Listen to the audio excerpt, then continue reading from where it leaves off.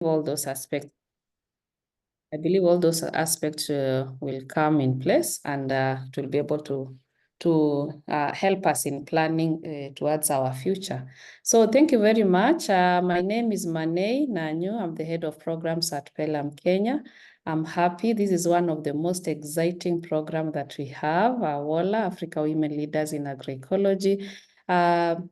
The passion in it, the interest from different members and different even donors. I think it is very, very exciting. And the first cohort gave a lot of results, which were very impactful. And we are really happy that the program, the 1 year cohort was, the mentorship for the 1 year was had impactful results to the emerging women. So we also hope that this second cohort will be able to share more and more in terms of good impact the program has been able to impact them. At Pelham Kenya, we are happy to be leading this program and co-hosting together with Pelham Uganda and Pelham Zimbabwe.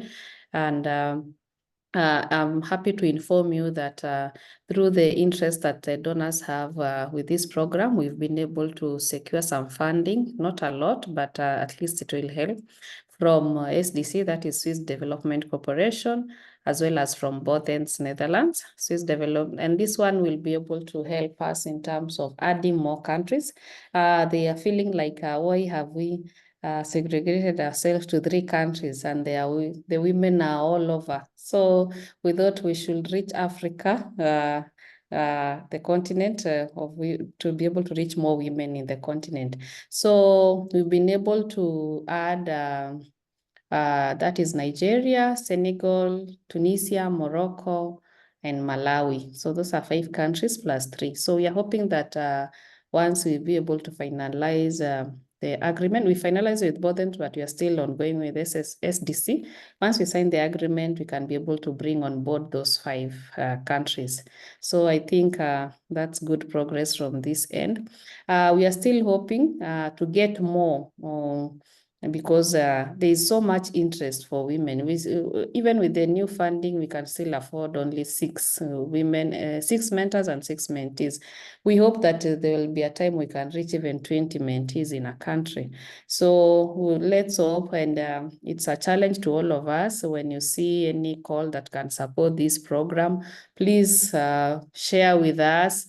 Please help us to fundraise for the 3 countries that are co-hosting. Please let us all put our foot down and fundraise for this program so that we can have a cadre of women who are leaders in different areas, and they will all attribute their success to this program. So thank you very much from our side, and we hope that we can have more women here that will be sharing the webinars. Monica, please try to ensure we have more webinars monthly. We have Dr. Sarah Olembo. I'm so happy that she's still in the second cohort. She's so passionate about this program that she mentions it everywhere she goes. And I'm happy that she really wanted to continue mentoring more women, and she had the best mentee last year. And I'm sure even this year she'll be able to mentor more. So thank you, Dr. Sarah Olembo, for your passion on this program.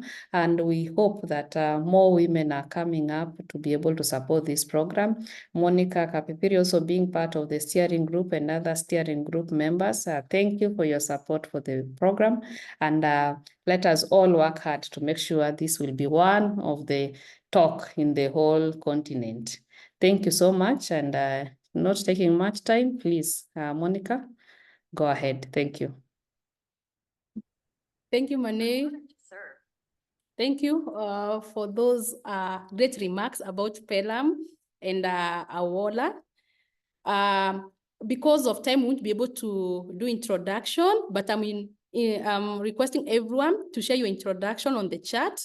And from there, you can be able to catch up, or we'll be able to know who is present in this meeting. Feel free to share your name, your email, maybe your contact, the organization you are working for, and we'll be able to catch up from there. And I see I still have like 2 minutes. So I'm very passionate about mentorship, especially where we are mentoring young people or young women. And I'm so happy because like what Mani has mentioned, we had the cohort 1 of AWOLA, which was in 2023, and we recently launched AWOLA cohort 2. The mentees and the mentors are here. They have just started this journey. And also, I've seen my mentor, let me be a little bit selfish. I've seen my mentor, the person who really made me to be a very confident young person who knows what I want. Those know me, like, you know, my dream was only to come to Nairobi, but since I met my mentor, that's really changed. And I was able even to know my purpose and to do so many things. So maybe I can just give a second to just say hi. Christine, maybe you can just say hi and you can tell us where you're joining from. And what you do. Christine?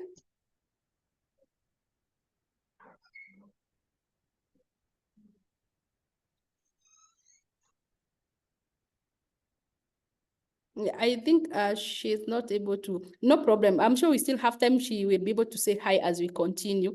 Then I want to recognize the AWOLA team lead in Uganda, Hadija, team lead in Zimbabwe, Farirai, and I'm the AWOLA team leader in Kenya. So maybe Farirai, you can just say hi, then we can move to the next. Farirai is coordinating AWOLA in Zimbabwe. Farirai, if you can hear me, you can say hi.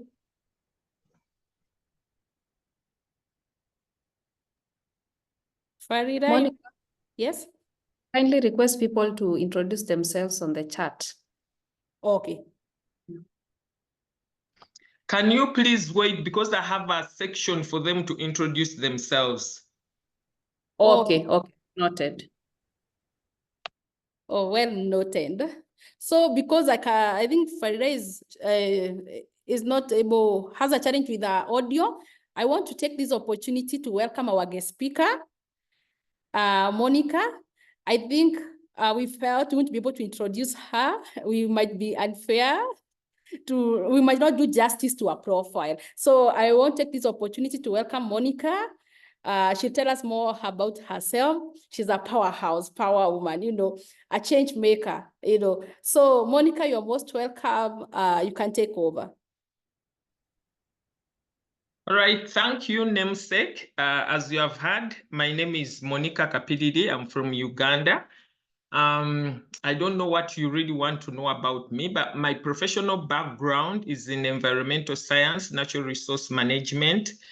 But my work life has been mostly as a development facilitator. I've worked with several agencies, the World Bank, EU, CGR. Yeah, I was part of the early years of PELAM. In Uganda, I was the second country representative for a long time when PELAM was just beginning. Right now, I'm a freelance consultant, but can people please mute? If you're not, you can mute so that we don't hear what you're saying to others. Yes. So right now I'm a freelance consultant. I train mostly, I carry out evaluations, I do studies, but now I'm more passionate about training because it's really passing on what you have to the next generation. I think that will do for now. So I'm going to share my slide so that we start. The reason why we are here. Where is okay.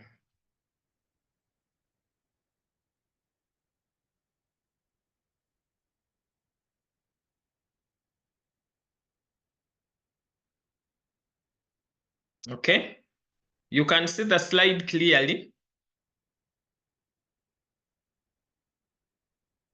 Hey. Yes, we can see. Okay. Well, yes. So now, when I ask a question, please unmute and answer, because this end I don't see I only see a few faces.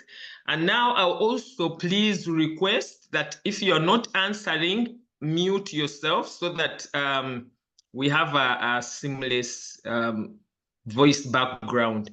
So I've entitled this sharing retiring in a lifestyle of your choice. Yeah, because I've seen most people that have retired, it's like you go to the village and you go back to a life, you know, people are just dejected. I mean, it's like retirement is putting you in the direction of death, and it shouldn't be.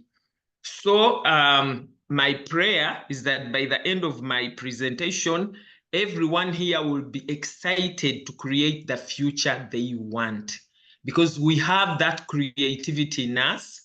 We can actually create that future. Okay.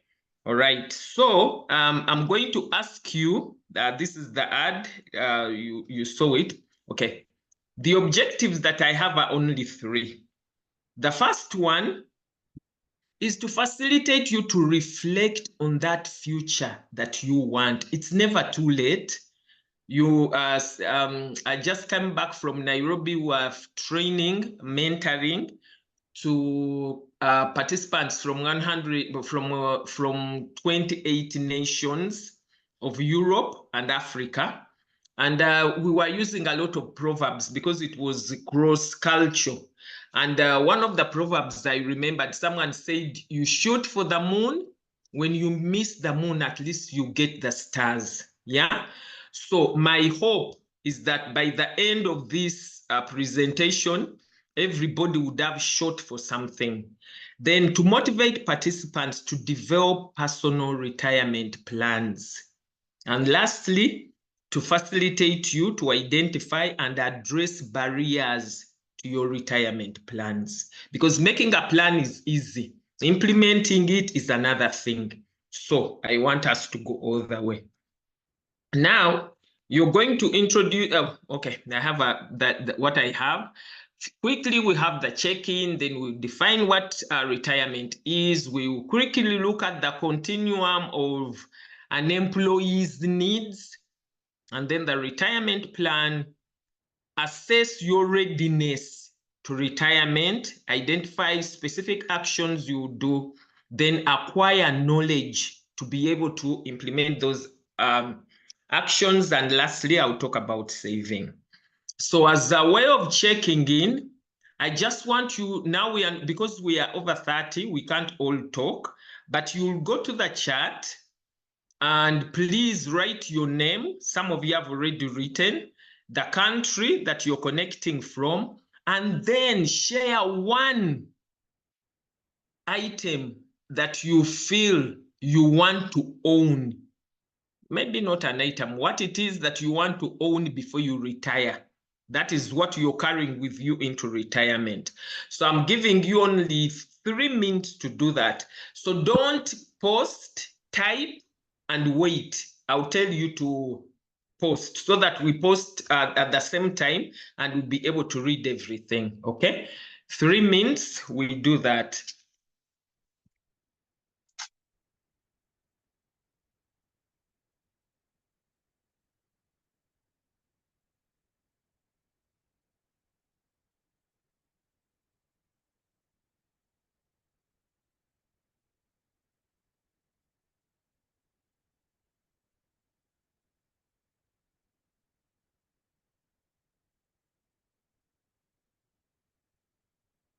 Your name, your country, and what you really want to own before you retire. I'm going to stop sharing so that when you post, I will be able to see.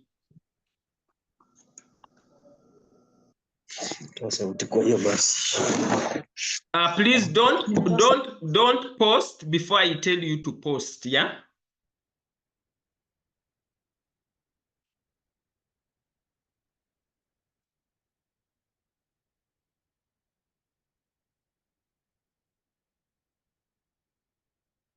Okay, now post.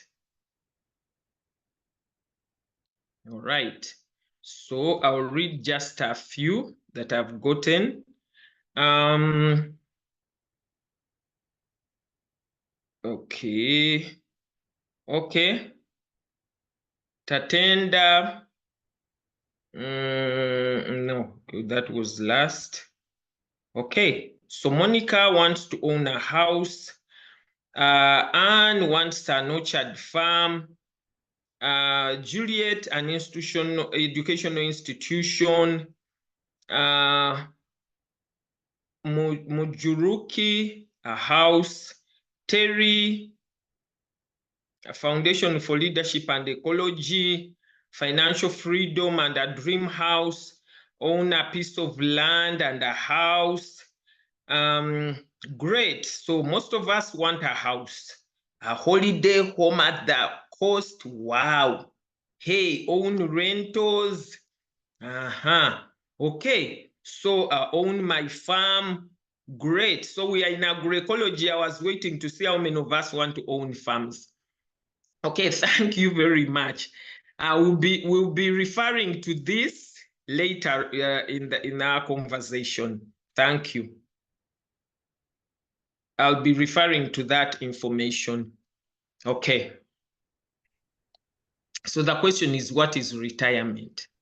Now, I did a search on the internet and I learned that it's the part of any person's life when they choose to leave their work life behind permanently. Now, the question that Monica asked, is it a voluntary retirement? Are you forced to retire? Either way, the person will leave the work life that they've known. And then there was another that there's a withdrawal from one's position or occupation.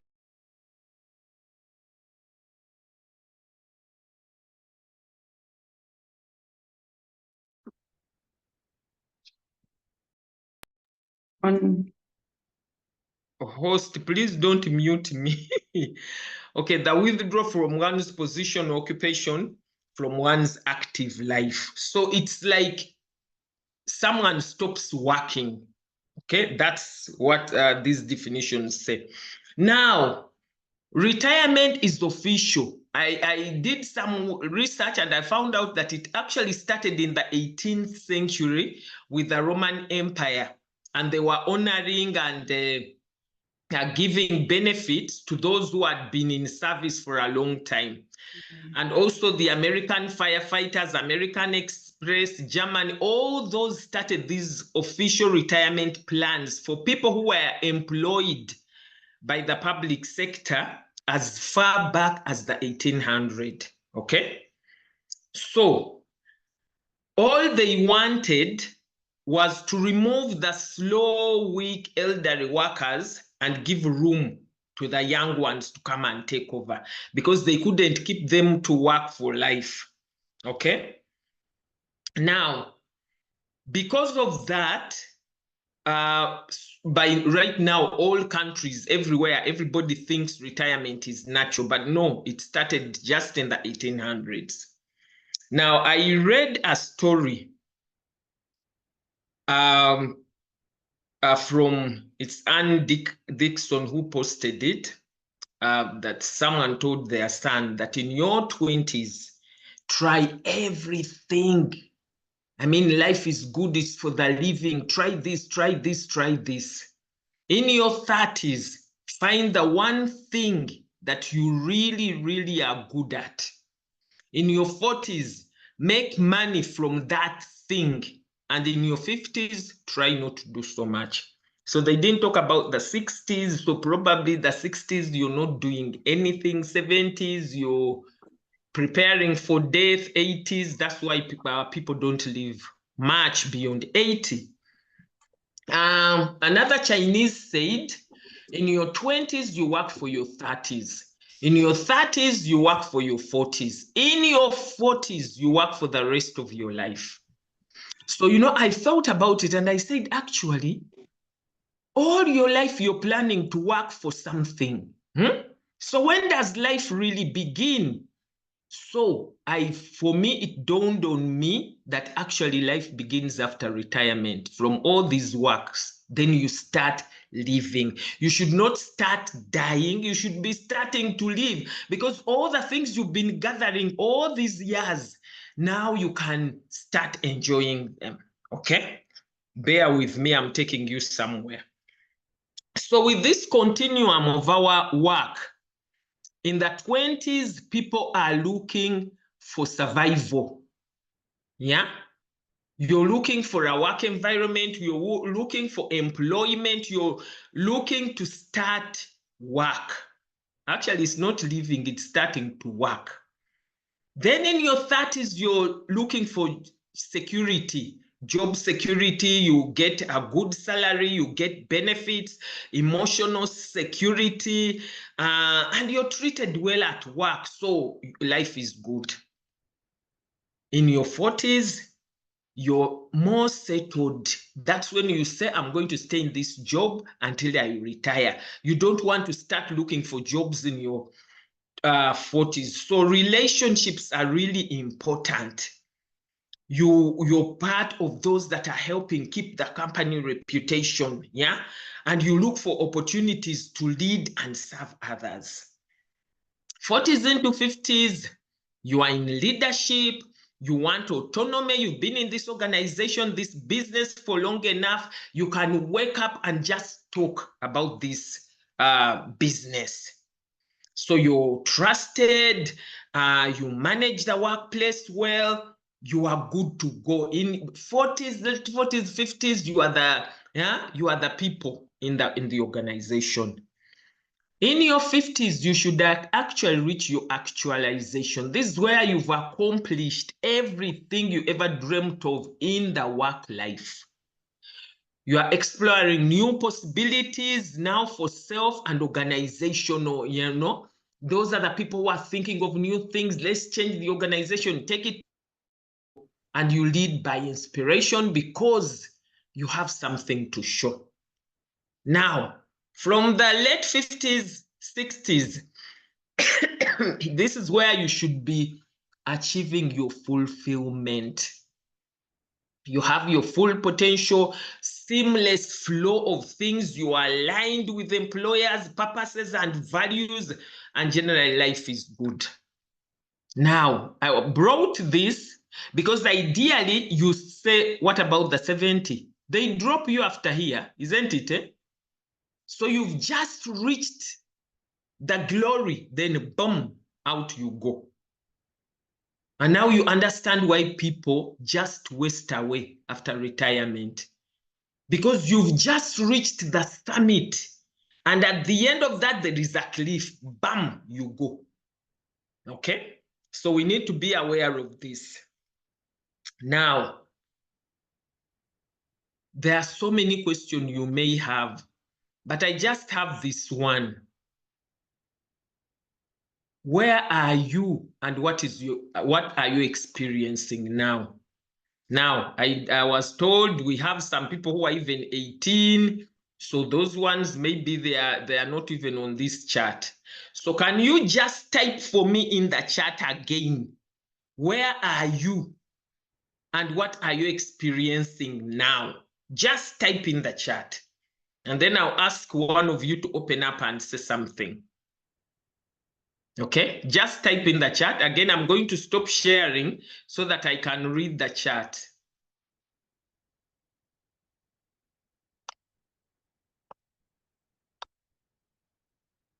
Okay, where are you and what are you experiencing?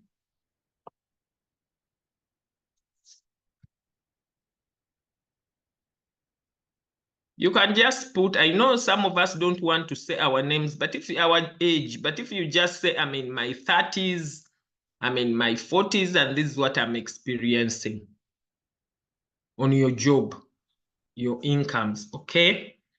Thank you. Building security in the 30s, late 50s, enjoying life, doing what I love and getting paid for it. Great. I'm in the office, Juja, and experiencing economic challenges. Oops. I need one more. Okay. I'm turning 40 right now. I'm devoting my time to an agroecology center, which I'm passionate about. Okay. I'm in my 20s. I'm already starting to build my security. Wow. Okay. All right. So Those are self-explanatory. I won't ask anybody to share because they are very good.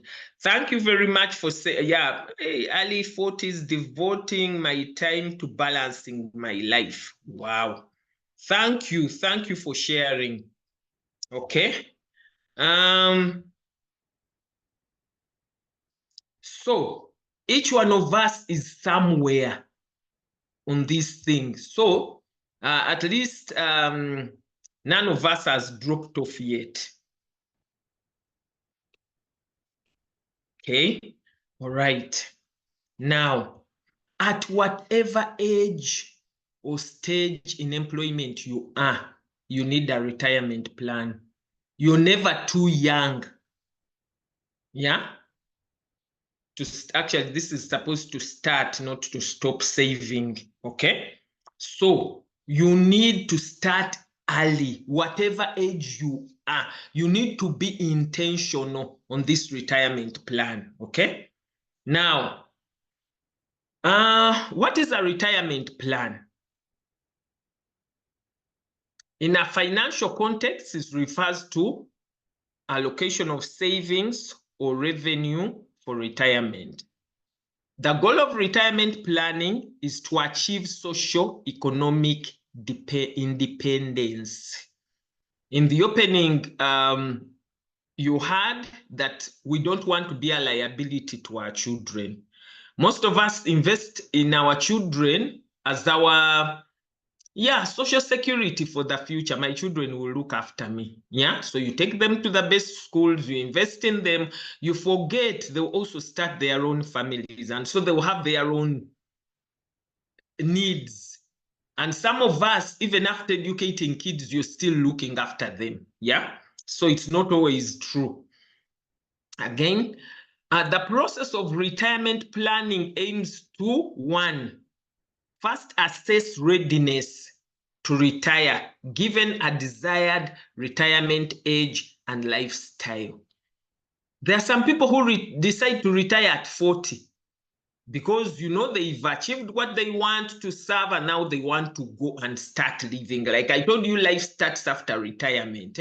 All these years you're running around making money, putting assets together, and you don't even enjoy your house. You wake up in the morning at 5, you leave your house, you come back at 8, you eat whatever is there, you go to sleep. Then wake up at, when do you enjoy that house? So, yeah. So life begins at retirement. So the second one is identify actions to improve readiness to retire, then acquire socioeconomic planning and encourage saving practice. So these are the ones I'm going to concentrate on.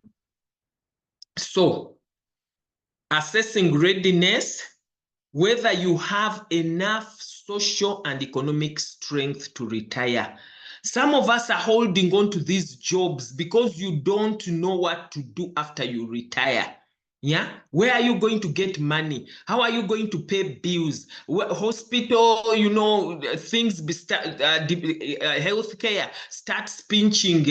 So you just hold on to that job. Okay. Now, I pray to God that none of you who is listening to me will stay in this category. You decide to retire when you're ready. Okay. So, I told you that some of us, when we are thinking of retirement, you remember what I asked you, what do you want to have when you retire? Now, please remember it because you're going to do this chart for yourself. We won't have time to go through it, but you do it for yourself. So when you're retiring, I just selected 6 things you have to plan for. 1, your social and health life. When you retire, you must have a great social life and be in good health. So start planning for your social life and good health. Then religion. Do not stop developing your spiritual life. That's when you start dying. Yeah. So plan in your retirement plan. Have a plan to develop your spiritual life. The economic is the one that we think about most. Yeah. Now, When you retire, you have to have an investment for continuous cash flow. The problem of people who retire is not that they don't have possessions, which is my number 4. You have your house, and many of you put a house, a home on the beach, you know, all those things are nice. But remember, you need to pay utilities, you need to buy food, you need to pay medical. A house won't do that for you. You must have an investment that can continue to support that lifestyle that you want to maintain, okay? Then possessions, yes, have the basics for proper independence. You have a house, you don't have to depend on someone else to house you. You have a car, you don't want to depend on someone else to move around. You have some money on you. You know, you have enough things to actually be independent. Let your kids come to visit you because they love to. Not because, oh, now mommy is sick, we have to be there. You know, no, you can even hire a nurse for yourself. Yeah? Okay, then personal development. Most of us, when we retire, we stop learning. Now, for you who are listening to me, make a plan. Do not stop learning and growing.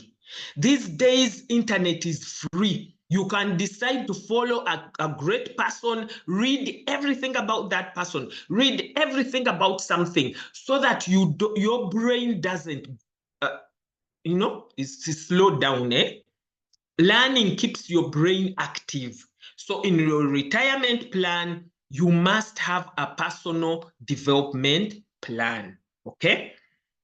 And then community service. Now, most of us think when you retire, you just go to sleep, wake up and ask yourself, what will I do? No. Find things that you can do in your community, yeah?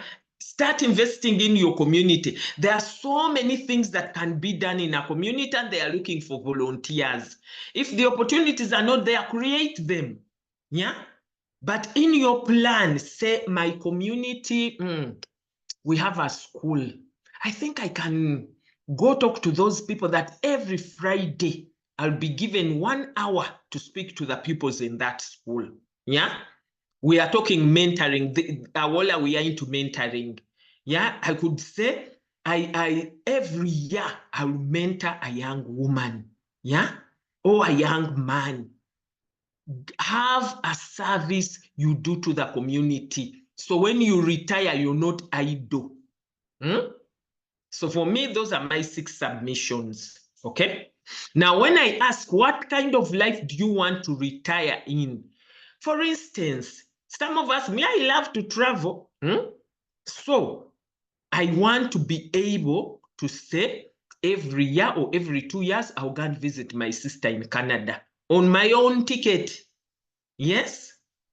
Oh, I'll join a group going to Israel. I'll go to, I want to go to South Africa. Do something that makes you alive.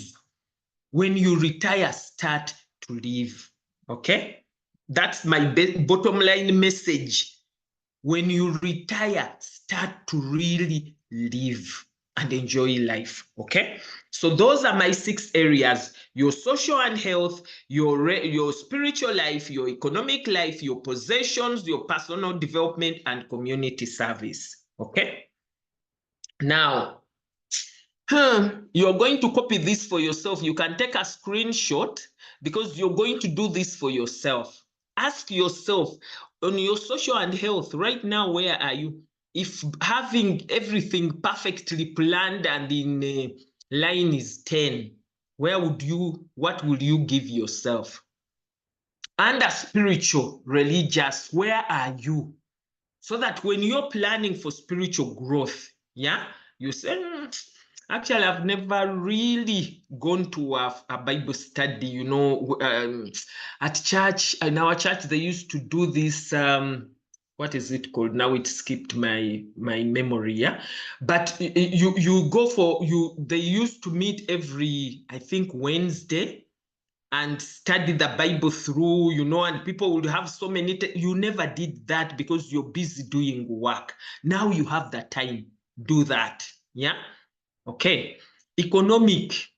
We'll talk about that. Possessions. Where are you? Some of you, you want to build a house. Have you even got a piece of land? So if you don't even have a piece of land, it's still all in your dream, you are at zero. Yeah. So personal development every year. Do you find something new to study? Start now. Even if you are young, start now. Go online. These days, things are free. Yeah? Some of them are cheap. You can put $10 and you actually do a diploma. Yeah, online. Okay. All right. So find out where you are. That's the assessment. Okay. Now, if you scored, I did this is like a presentation. So religion, you know, you are at 4. Economic, you are this. Then personal development, you're high because you know your organization gives you all these free courses. But when it comes to community service, you're doing nothing for your community. Okay, so then you know the first area probably to work on is this community service here. It also needs to go up here. So this spider diagram just helps you to show where you can use graphs or anything, but it's a picture presentation of where you are. So my questions are here. What kind of lifestyle do you want to maintain after formal employment? What social life do you want to maintain? Yeah, all those areas I'm asking, what is your target? You have to have a target in each one of those. Yeah, like I said, you say, I want to maintain my travels, I want to maintain exercises, I want to maintain, yeah. Okay, so you put for yourself what you want to maintain. Now, you have to identify actions to improve your readiness to retire. Yeah. For each one of those, put actions, specific actions that you're going to carry out. Because if you don't put them down, you will not do them. Okay. So for social life, religious life, economic life, personal development, possessions, and service to the community. Okay.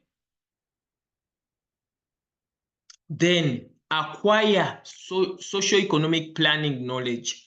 So for the social life, what knowledge do I need in order to improve my social life? Like, for instance, I said, you know, I want to join group travels. What group travels are there? What does it cost? How often do they do it? Where do they go? Which countries? Then you start looking, oh, maybe I want to go to Latin America. How much will it cost me? Oh, I will do this in 4 years. Oh, social life, you know, I should join a club. I should really join a club of women who are doing something. Oh, no. I think I will go to, now I was in Namagunga, one of the other best schools in Uganda. Anne was in Gayaza. Now, there are these old OGs, the pupils who went to those schools, they have these forums to help boost those schools. Now, Monica has never even been to one of those meetings. Yeah. So maybe that's something I should start. Yeah. So decide which clubs. Maybe there is a jogging club. You join a jogging club so that you know you are encouraged to exercise. Okay. So you have to find information about those things. Religious life. I just found out, I used to go to the Baptist church and they produce this daily Bible study, you know, daily thing for reading the Bible every day. And when I was working there, I used to help write those daily Bible studies. So just last year, they contacted me. I no longer go to the Baptist church, but when they asked me to come back and write those devotionals, I said, fine, So at least from last year, this year, the devotionals have some of the Bible studies I've written. So now I've started doing that, and I don't think I want to stop. Find something spiritual you're going to do to help yourself grow. Okay? So find knowledge about each one of those things. One of you wrote that you want to go into rentals. I found out that actually in Uganda, building rentals is very expensive. One, you buy the piece of land. Two, then you start building, then buying the materials. It's so expensive. But then there are people who are selling off already built rentals, and they just sell the building. They don't even value the land. So I found out that it's cheaper to buy those already built rentals and renovate them than to build. So find knowledge and list things that you need to do, okay? All right. So this is like something you can do, You put the deadlines, please. You have to put deadlines when you should start this thing. Because remember, you're going to go with it into retirement, So maybe exercise group, yeah? Then a health accountability group, university class group. So I can join all those groups in my social. So I say by 2026, I should be in these 3 groups. Yeah. I should get a certificate every year. Yeah, every year I should study something and get a certificate. So I'll start in 2026. Possessions, land, a house, maybe a car. Yeah. So put it on chronologically so that you're able to even hold yourself accountable. Yeah. These are my targets. And how am I doing? So when you come to 2026, you ask yourself, what have I started? Yeah, because your lifestyle is a habit. You have to start developing those habits now. When you don't start when you retire, okay? Start developing these habits now so that by the time you retire, they will be second nature to you, okay? Now, encourage saving practice. That was the last one. So there are 4 areas I want us to talk about. Saving itself. Why do you save? Where do you save? How do you manage savings? Okay. All right. Now, saving, I looked at that website. They say saving is the money left over after subtracting consumer spending from disposable income. For me, I disagreed because that's where we go wrong. Saving for a purpose is part of your spending. So when you're budgeting your expenditures for the month, put saving as an expenditure. Only that you forward the spending into the future. You get it? You want to buy land. If you get $1,000, you say, okay, my house rent is $200. This is this. You put your saving as part of your expenditure. If you don't do that, you never save. Okay? So why do we save? You are saving for that self-sustaining investment for cash flow to maintain the desired lifestyle. One, saving is part of your expenditures. So when you're saying things to spend in a month, put your saving as part of it. Now, some of us who are Christians give tithe. Yeah, you get your money and you take off 10% for God.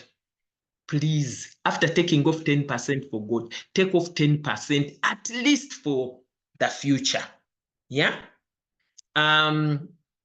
Someone else said, put 10% for God, put 20% for you. because the 20%, you will pay the 10% for gold in the future as well, okay? So save consciously. Now, most of us are not saving because we don't have a purpose to save for. So that is what I'm here for, to give you a purpose to save for, yeah? And it is this self-sustaining investment you're going to think about that will give you cash flow when you stop working, okay? Where do you save?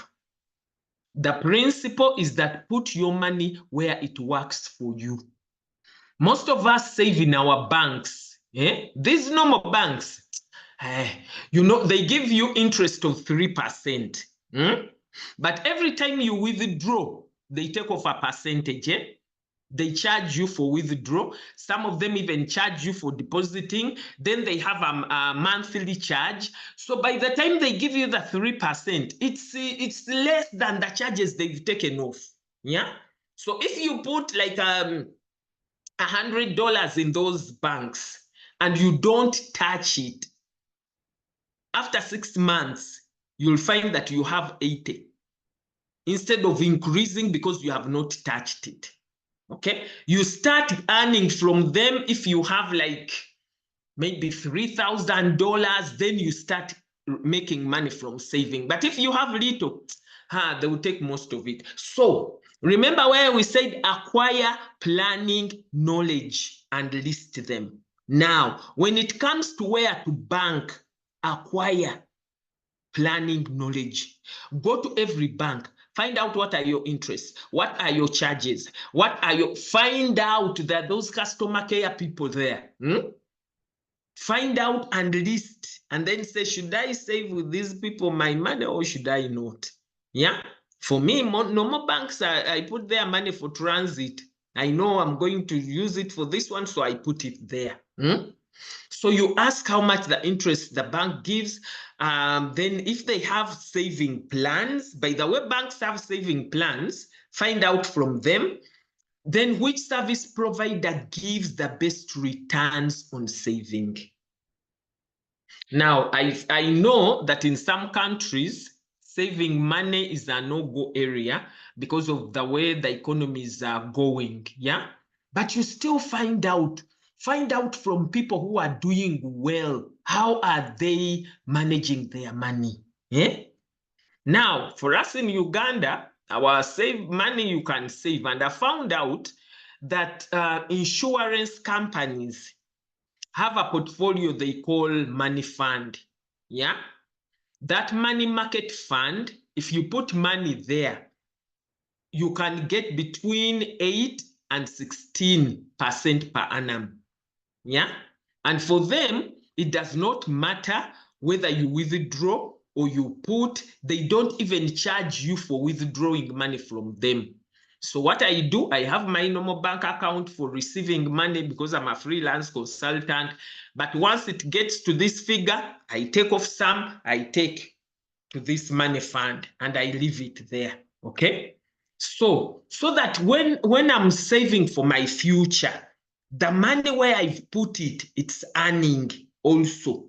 So I'm earning, and the money where I put it, it's also earning. This is a principle. I learned it from Indians. I worked with Aga Khan for a year, and I saw these guys told me, don't put your money where it won't earn you something.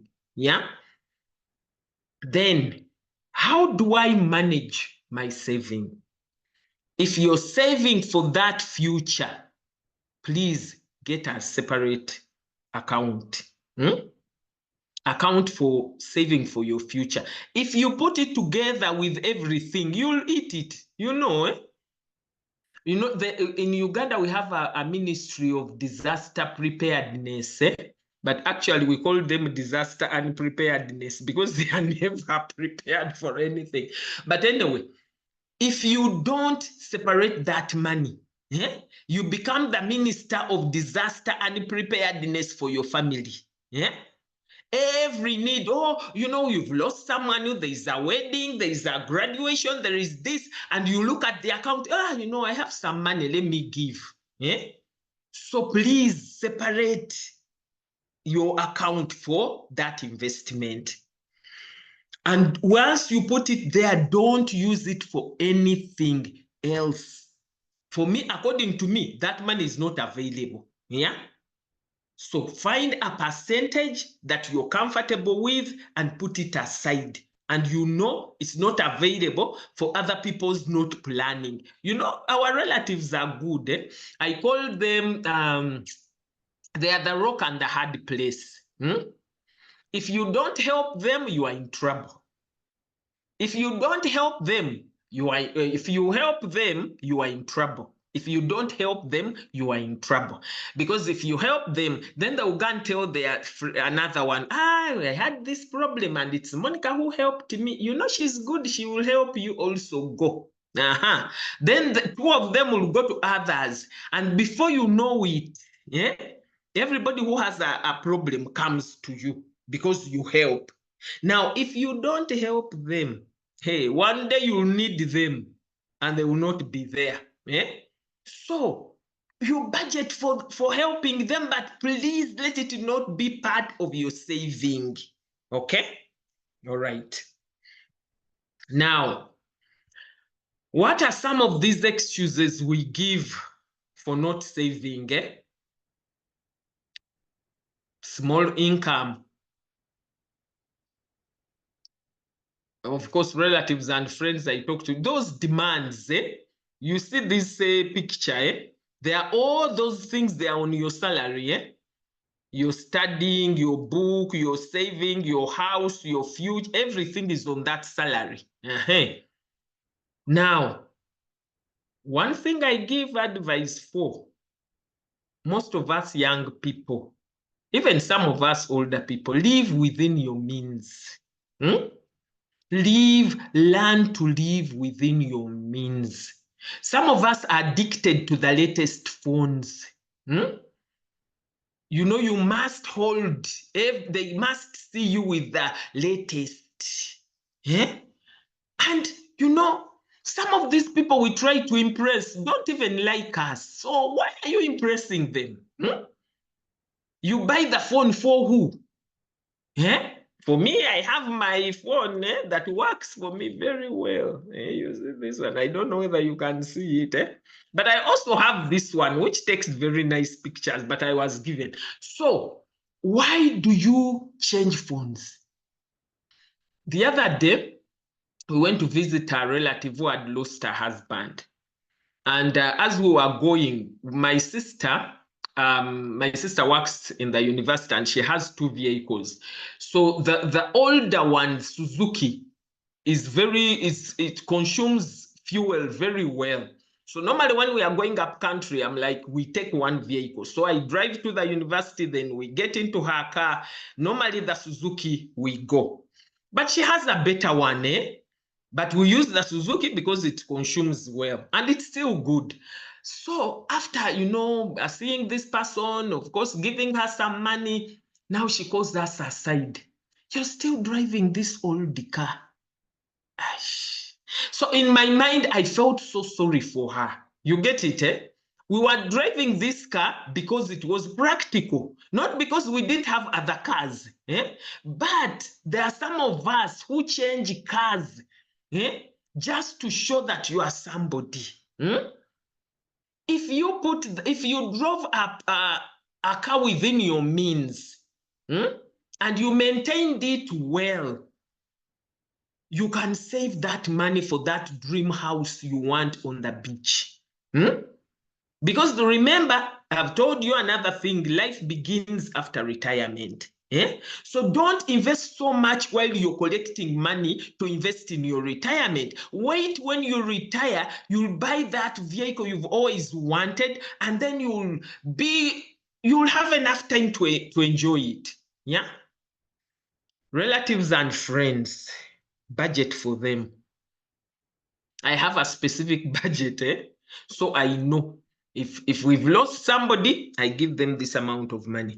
If someone's wedding, I give them this, then I buy a gift of this amount of money. If it's somebody's graduation, you know, just think And then you say, okay, for relatives, every month, I'm putting aside $200. Okay. Now, their problems don't come every month. So some months that $200 is not used. So I live for it to accumulate.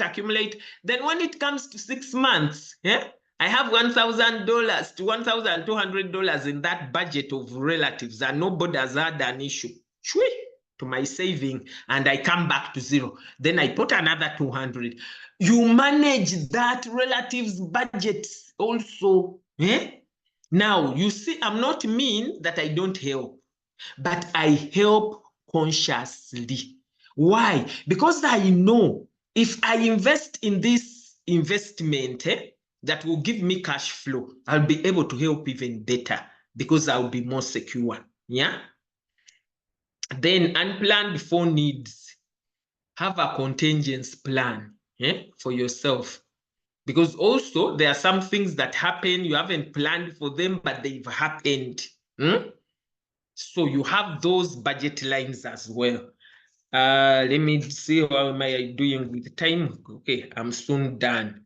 Okay, now I wanted you to do this exercise, but my time is not good.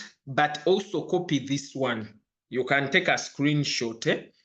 So what I normally do with people, I ask you to list your expenditure items, all of them, because you must find where to get money for saving.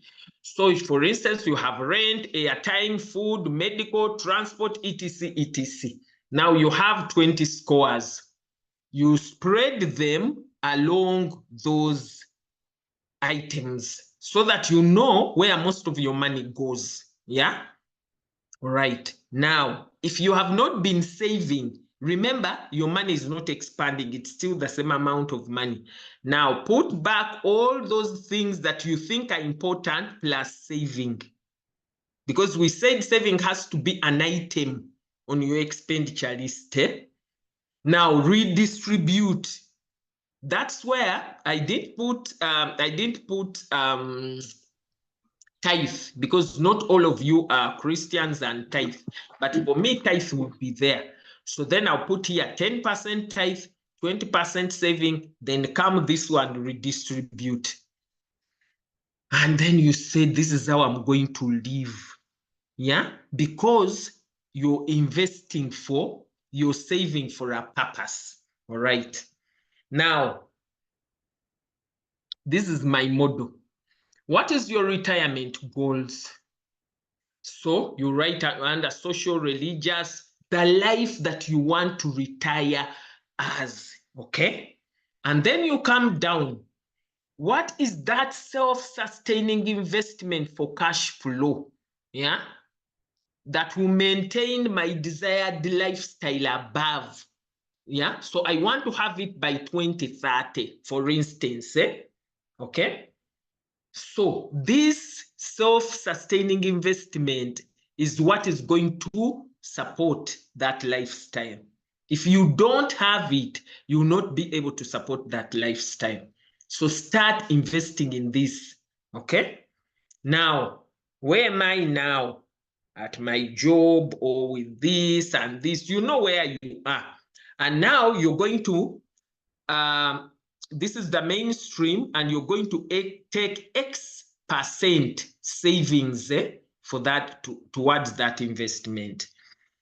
And what I advise, find another substream.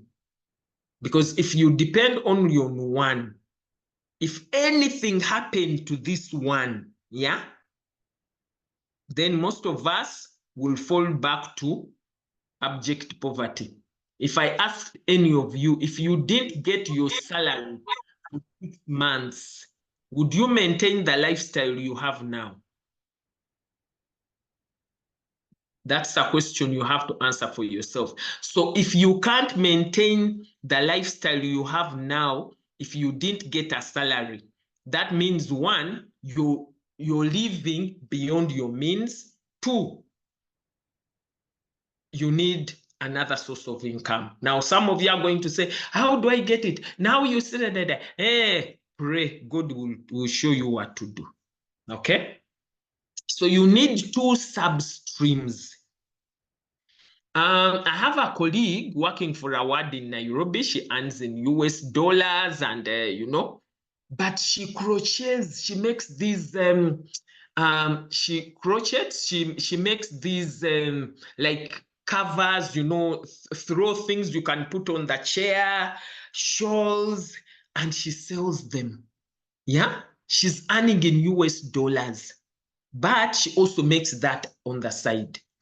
We have another one who started while she was working with AWOLA to make leather bags. And now she left AWOLA, she's just concentrating on her leather bags. Yeah. So find something that is part of your passion, yeah, that will help you support your saving towards your self-sustaining investment. So for me, that's my motto. Okay. You have 3 streams feeding into this thing, and then the lifestyle that you want. Okay. All right. This is my last quote. If the past has happened to you, stop, reflect, and take charge of creating the future you want. Thank you. That's the end.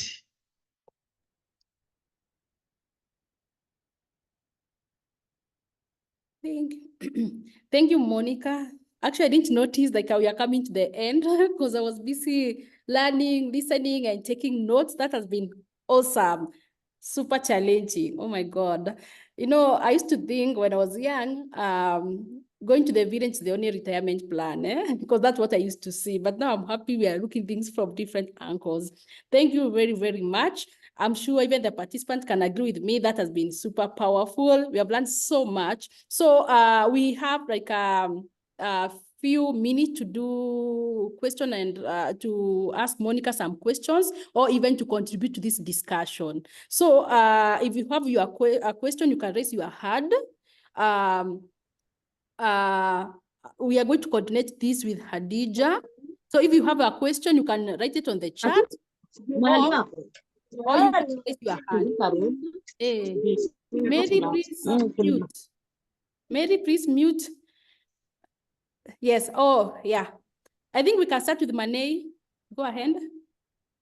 Thank you, Monica. It has been very, very fruitful. I think and an eye-opening for taking us through our plans for retirement.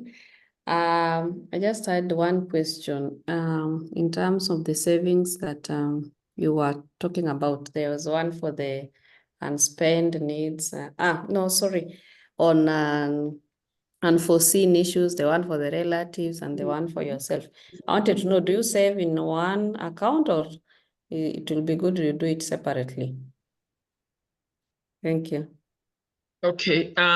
For me, the one that I separate is saving for that investment. For that investment, I put separately. Now, what I do for relatives and unplanned for, it's like if you get $1,000, you have 100, you put 100 for tithe, you put 200 for savings, now you have 700 left. Out of the 700, I'll say maybe 50 is for relatives. 100 is for my unseen. Yeah, I leave it in my regular account, but I know I have records. I keep records, and I said this month relatives is 50. My unplanned for is 100. So when I come to our next month, so it's in my account or on my phone, because sometimes it's on mobile money, but I know how much. So I go back to my records. If there is a wedding and we are contributing, I go back to the records and I say, okay, 4 months for relatives, so I have $400 that I can draw from. Now, it doesn't mean that I use all the 400. No, it's one wedding. I decide every wedding $50. So I take off 50 and the 350 remains. So you also have books of account where you record what you give. Because I travel a lot, sometimes, you know, I get money on my phone and I've not been able to give like my tithe. But what I do is I go through all my messages and I say, okay, this tenant has paid this much, God's amount is 10% this month. And I compile all of it. And then I say, okay, this is how much I owed for tithe. So you keep records of your incomes and then what you plan to spend on.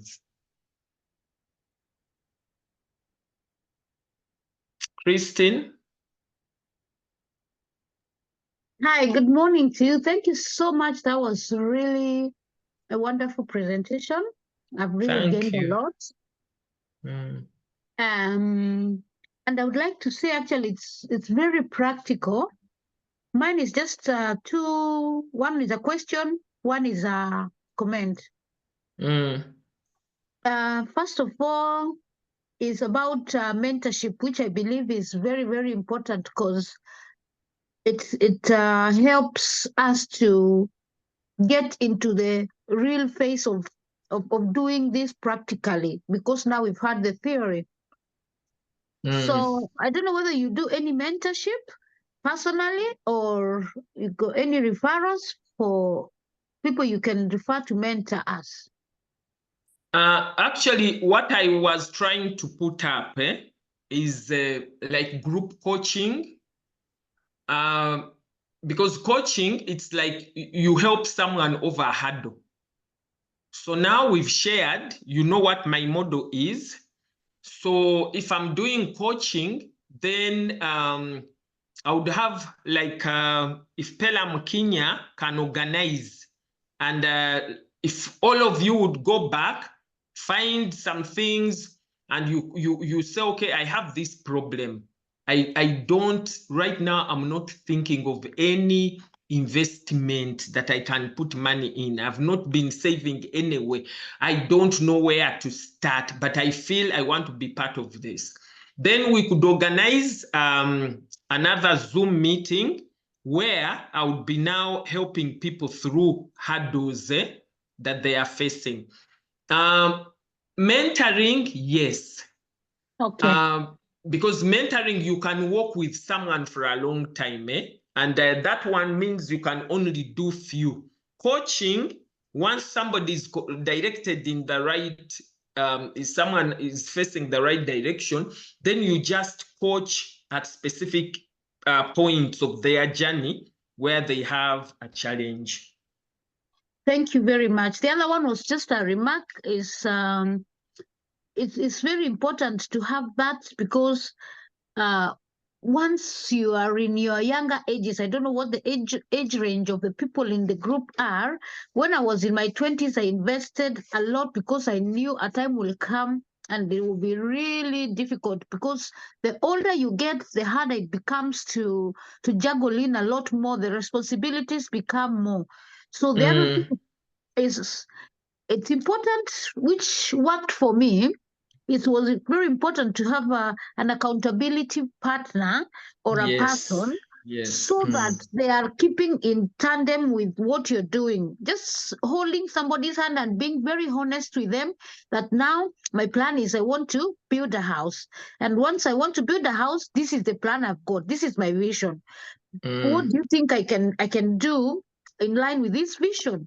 And this is how much money I am earning. Maybe I'm earning $1,000 and I'm putting in $300 every month aside. Do you think that will be sufficient? Can I go through this with you so that person, you are holding each other's hand and you're being accountable to them, and then they'll call you next week. They'll call you and say, "Oh, I was paid. It was paid the last month. Did you manage to save your $300?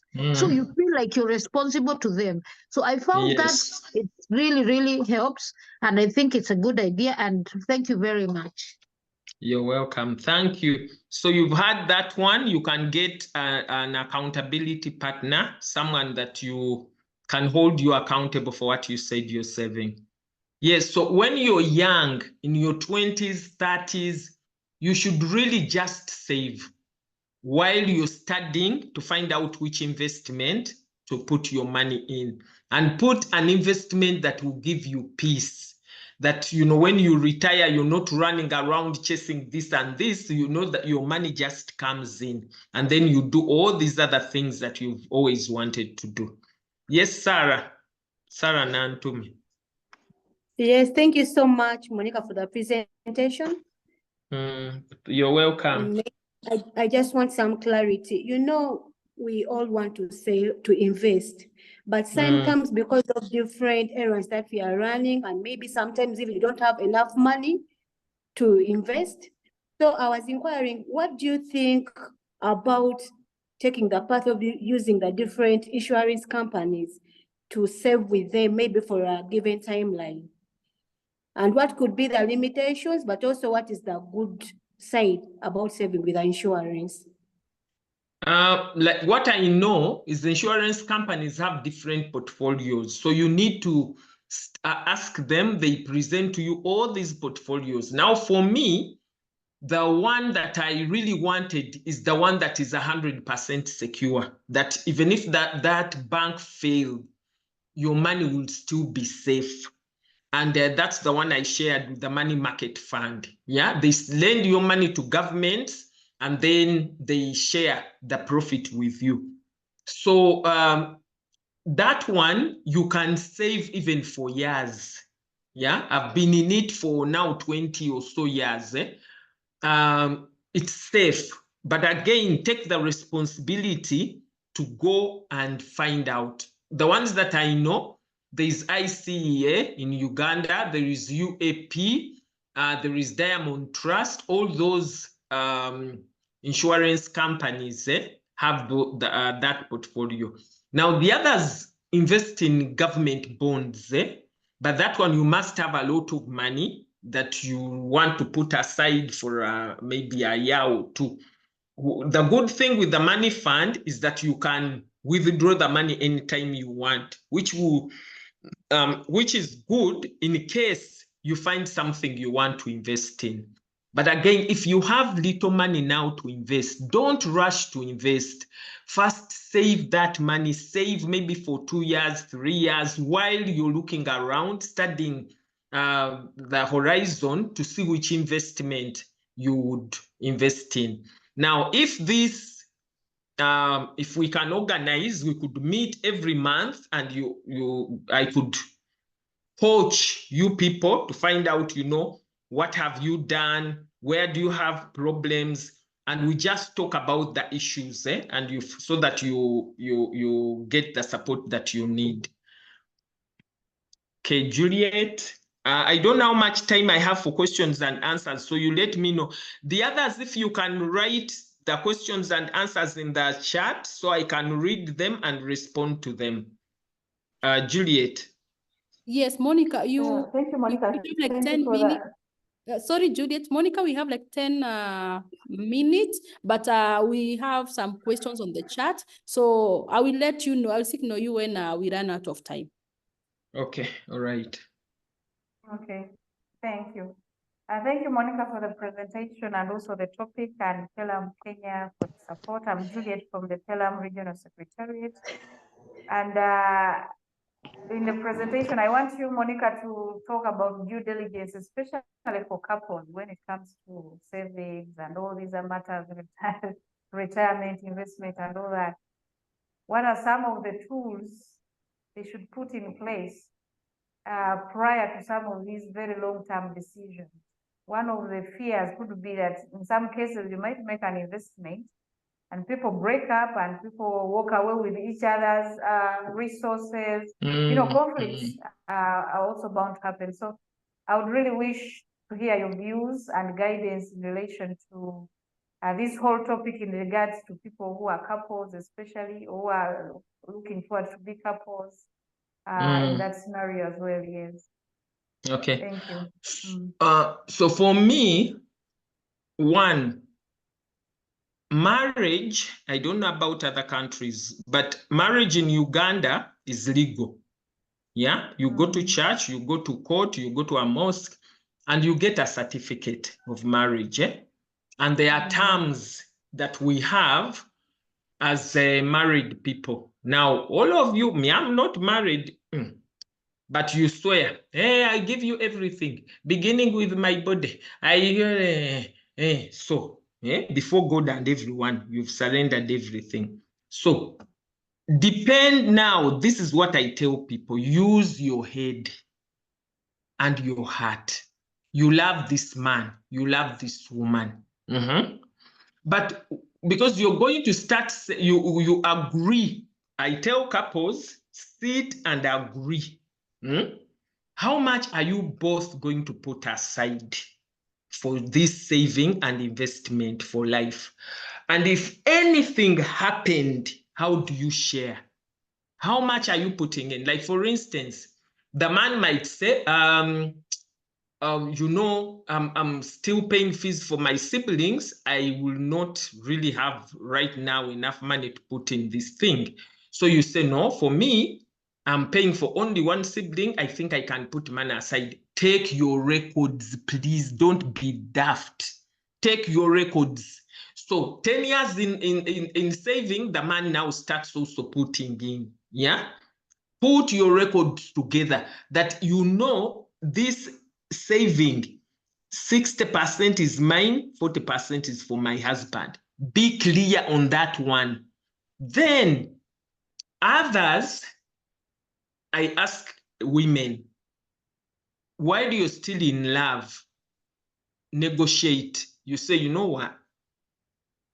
My parents paid my fees, my family looked after me. I also need to have something that I can use to help my people and for myself. Now, I know there are some couples that just put all the money together and then they budget on what they have. That is also okay, so long as you agree. So for me, I tell couples, if you are going to look after your siblings, I also have relatives that I can look after. And when they are starting, I'm like, agree. You bring one, I bring one. Yeah. So, and then if you're doing something for your parents, I also do something for my parents. Talk about these things before you start. Now, most of us are so much in love. You get into marriage, then boom, you start getting problems on your side. People asking you for help. You're going to the husband, you're asking the wife, please, we agreed. And then you start getting strained. Talk about these money issues openly. But what I tell people, whether you put your accounts together, have a side, have a personal account, where, I mean, ladies, if you wanted to buy some personal things, you don't want to be going to the husband, oh, I want to buy some underwears. Oh, now I need sanitary pads. I need, No, I think you should have your personal money, which the man knows about. It's not that you're hiding it away from him. Let him know that you have this personal money, which you use. If it's finished, you can tell him, hey, honey, my personal money is finished. This, be open about this money thing, okay? And now, if you agree to do plans together, sit together and plan. And for me, I even tell people, when you're planning, involve your children. The problem we have in Africa, we work for our children, but we don't work with our children. That's why when the parents go, children sell off the things because they don't have any attachment to them. Yeah. The investment the parents have made thinking, oh, this is going to help my children for life, they sell them off. So if you work with them, let them know about the saving. Let them know about the things that you're doing. If you're working on a farm, go there with them. Let them know this is the thing that you're doing together, okay? So for me, that's my advice. Use your heart and use your head and be open, talk. But if you find that your spouse is the type that, maybe they wouldn't listen, they wouldn't what, use your head again and say, okay, this is what I'm going to do. For the home, I'm putting this. For my insurance, I'm putting this aside for myself. But otherwise, the best is to do it together. Thank you. Flavia. So Flavia, your question is, out of 100, what would you advise in terms of percentage that goes to savings, charity, investment, and consumption? Hey, my dear, I don't know your expenditure items, so I won't give advice. But for me, the basic amount you can put aside for saving is 10%. So if you get 1 million Uganda shillings, you can put aside 100,000 every month for saving. So then you make sure that you live within the means of what is left. So I can't tell you, it's a principle, and you make the final decision. Charity, consumption, you know, when kids are at home, when they are young, the consumption might be so high, you have to buy diapers, you have to buy, if they are on formula, things will be so high. Maybe your saving will be small. But as the children grow and they eat normal food, and then fees comes in, you need to look at your expenditure and then decide consciously how much you can put aside. Okay, I think it is answered. I just wanted to know to get the advice on the percentages, because I realize saving is a discipline, something you train yourself to do. Yes. Yeah. True. Thank you. Yeah. Okay, Perpetua, how can one access mentorship from Pelham? Nakachwa Atibanda, Uganda. Okay. All right. I think during the opening, the mentorship that we have in AWOLA is formal mentoring, and mentors apply, and also mentees apply. Yeah, like you had in the opening. The money that we've had is to support six from each country. Yeah. And we hope that when we put our act together and fundraise within countries, we can add the number from 6 to increase those that are being mentored. Okay, I think I've answered all the questions. Yes, Monica, this is the last one from Leah.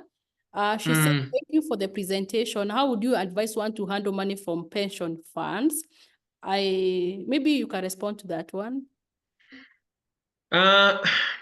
Pension funds, I don't know how it's being now managed in other countries, but now in Uganda, you are allowed to take actually your pension halfway, or some, if you've been working for some time, even if you haven't retired yet, you can actually get some money from that pension.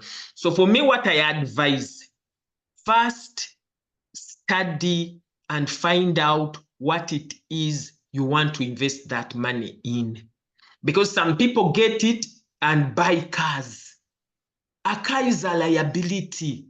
You have to put insurance, you have to buy tires, you have to put fuel, you have to maintain it. So before your money is able to generate cash flow, yeah, don't buy anything that will demand a lot of maintenance. So look at, investments. There are some things that you can start doing. I know friends who have come together and they've put up schools.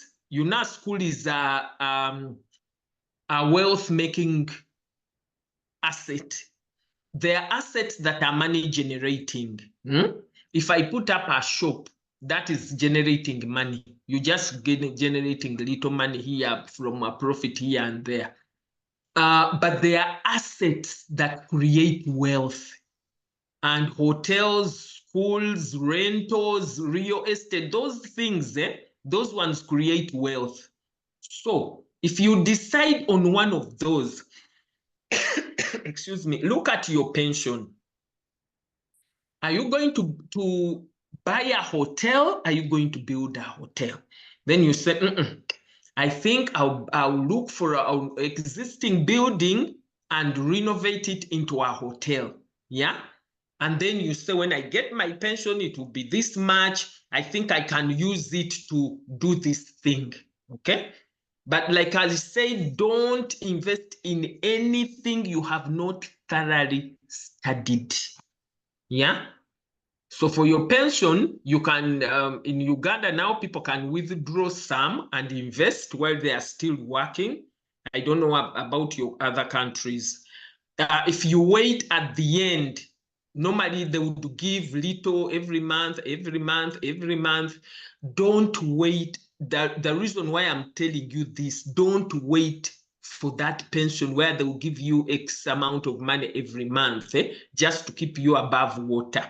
If you start saving now, that one will come to put fuel in your car when you already have other sources that are actually maintaining the lifestyle you want. Oh, okay. Thank you, Monica. I know we have very many questions, but because of time, we'll take more questions. Monica will share a contact, and also if you are in that space of investment, pension, and also this was just a guideline. So we have a responsibility to go ahead and research and get as much information as possible. Like the ones who are in Kenya, like I know that information is available. We just need to do due diligence. So I want to take it back to Mane to guide us on the next step as we wrap up. Mane, please. Thank you, Monica. Thank you, everyone. As we come towards the end of this impactful webinar, I would like us, we have one man in the show, and I would like us to recognize him and give him the floor to close this program. He was also very instrumental. He's actually the one who fundraised for this program. For us to have this program, he was the one who fundraised it. So it will be unfair to let him go, and he has also attended this webinar. I think he also wanted to learn more on retirement, but it will be good to give him a chance among these many women to be able to share something with us as he closes for the meeting. Welcome, Zachary. Thank you. And can we put on our camera, our pictures, yes, so please, that we take a screenshot? Yes, please. Please put on your cameras, those if you can, then we'll take a screenshot. It's okay. Maybe, Monica, we can have Zachary come on board. Then as we wrap up, we'll do that one. So that's yes. Okay. Okay, how are you all? My name is Zachary Makanya. I'm now a CEO for REDEP. REDEP is a community-based organization based in Tharaka, Eastern Kenya. Before coming here, I was actually the country coordinator for Pelham, and together with a great team there, we started AWOLA.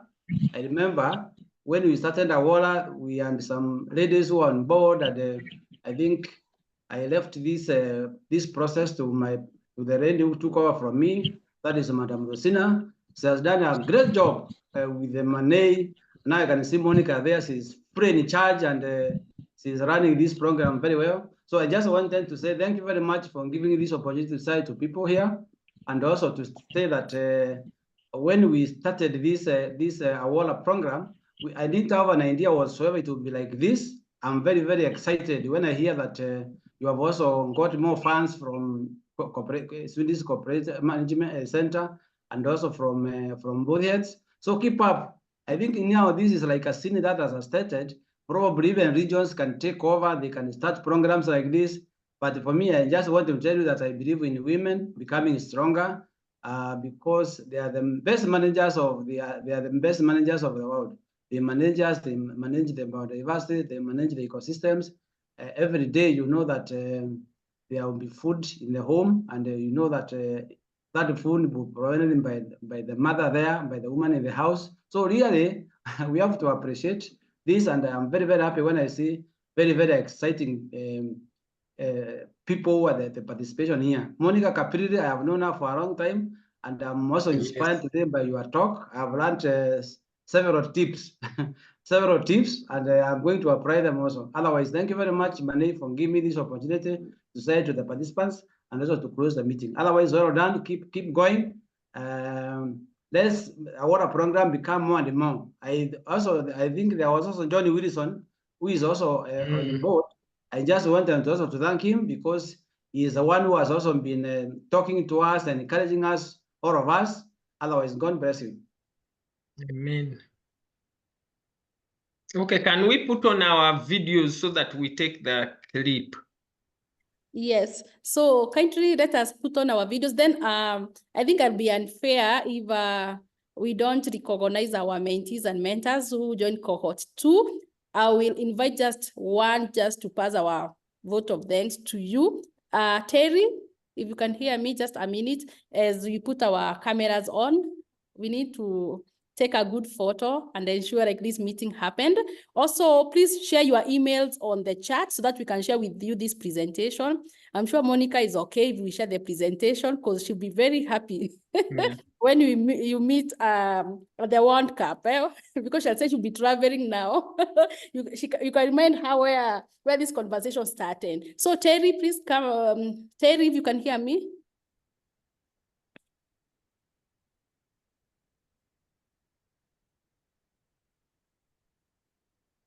Okay, I think it's Terry. Can you hear me now? Yes. Sorry, I muted. Now, good morning, ladies and gentlemen. Thank you, and I can attest on behalf of the ladies from Zimbabwe, Uganda, and Kenya that this is time well spent. And this is not like any other meeting on saving and retirement that I thought you're coming to be sold insurance. Thank you, Dr. Monica, for guiding us through even how to go about it in terms of even the templates that we are going to use. Being victims of black tax, I think we know how to do the helping conscious now, and even involving our children. Like now, even going to market with them, and when they see the tomato cost 10 shillings and you see the meeting one alone, they're able to connect why mommy is telling them not to do that. So thank you very much. And we will be intentional about our savings, and we look forward to more. Thank you very much. Thank you, Terry. I'm requesting if we can put on our videos so that we can do a screenshot or a good photo.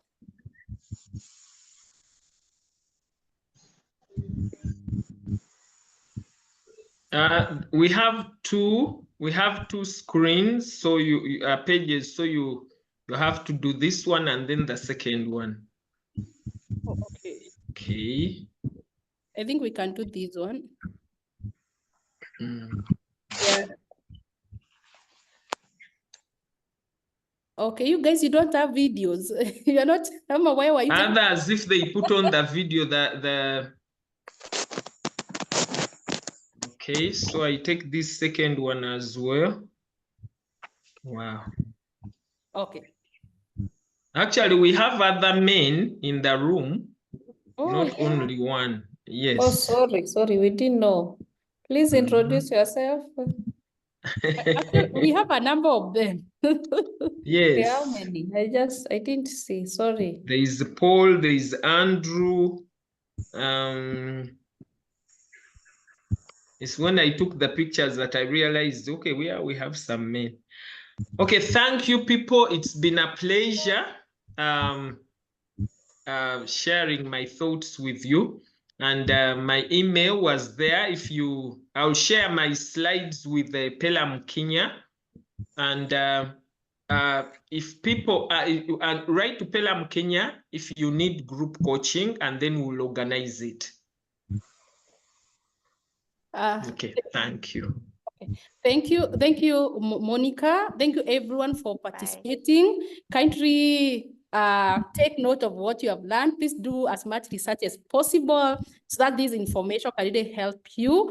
And we look forward to inviting for future events, and also reach out if you want us to collaborate or to network, and also let's continue supporting each other. So we are going to wrap up with a word of prayer from Eddie. Eddie from Zimbabwe, Sarah. Yes, you're going to, and also I want to thank our team lead here in Kenya in absentia, Madam Rosina. She's very passionate about women empowerment, and she has been at the forefront, like what Manai mentioned, supporting the program. So Edith from Zimbabwe, kindly wrap it for us with prayers. Edith, if you can hear me. Yeah, Edith is one of the youngest people we have. I think she's, I hope you'll give a mention you are 21. Edith, if you can hear me. Okay, let's pray. I'm using Remy's phone. So we thank you, God, for this opportunity you've given unto us. I pray that the information we've learned today will help us in our future endeavor. And I also pray that you may give us wisdom to really commit to every plan that we set aside to execute. May you be with us for all our activities for today and give us the strength to carry out our program swiftly. For this is my prayer in Jesus' name. Amen. Amen. I wish you a good day ahead. Yeah, let's continue catching up. Bye for now. Please leave, don't end the meeting. I need to take those emails. But those who want, yeah, bye for now. Bye, Pamela. Bye, Monica. Bye. Bye.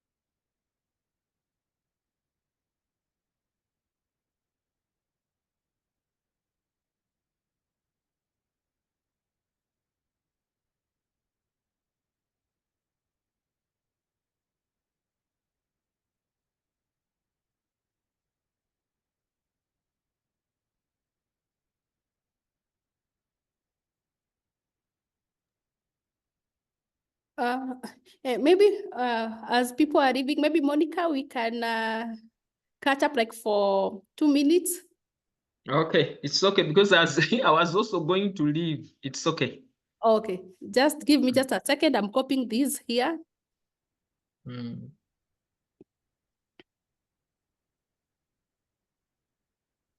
Thank you very much, Monica. Me, I'm fortunate.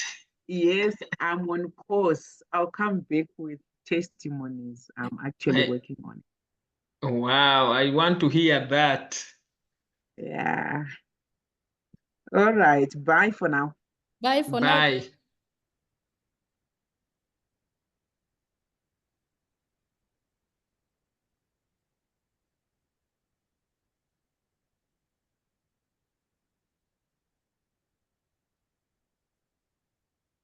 I'm almost done copying them.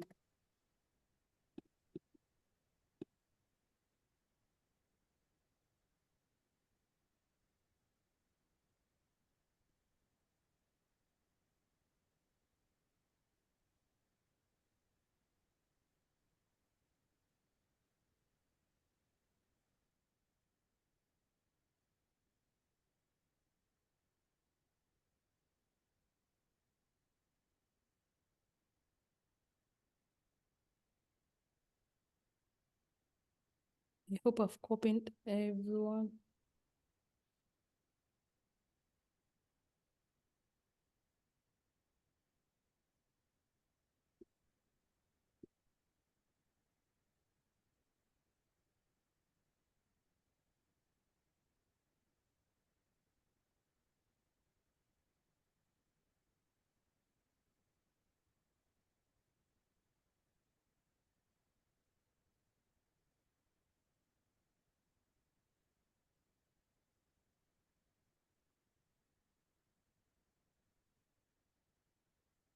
Yeah, I think Monica, now we are good.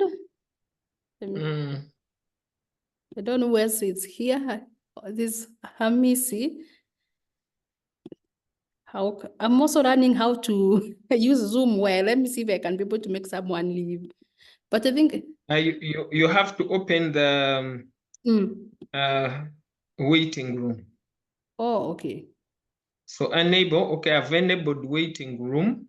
So then you click on someone's and then you say put in the waiting room.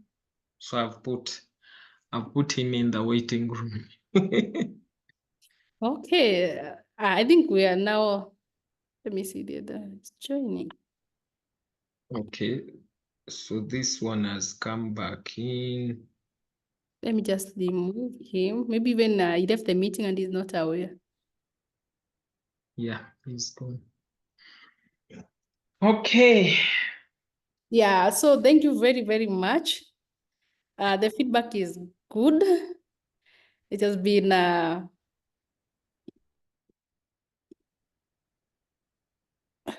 yeah, I want to pass my heartfelt appreciation. Actually, we have just extended our time. We have said this was a good choice of a guest speaker.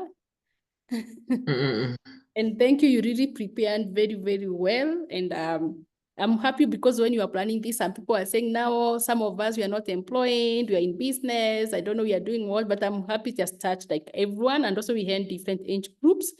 Actually, I'll share that with you because they are still sending, And I'm happy you are also you are fair, but still very firm and calling out those two bad behaviors, that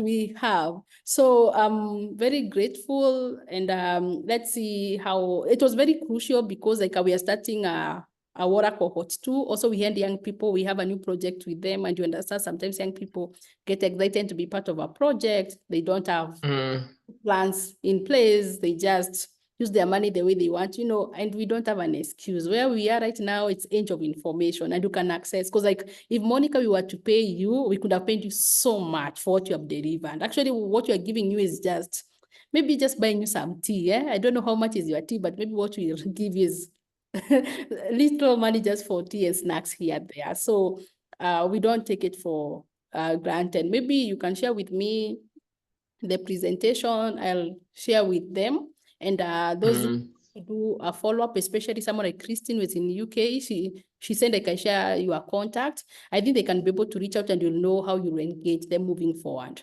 But I think we can do this again because there's so much like feedback they're asking for more. Maybe we can see when you have free time again, we can do this because we really want to do a lot around financial planning or wealth creation, but you didn't want like just to focus on the normal things which people are told. You remember like the person who said like she thought when she'll come, she'll be told, if you want to save, these are the 5 steps. And keep up the good work. And also I'm happy the person who asked about the family question, because that's also affecting women. It's one of the things we really needed to speak, though not everyone in the program is married, but we felt that's a conversation because women, we play all those roles, reproductive, productive, fun. We cannot run away from having that conversation. So those are some of the things maybe we can engage you in future.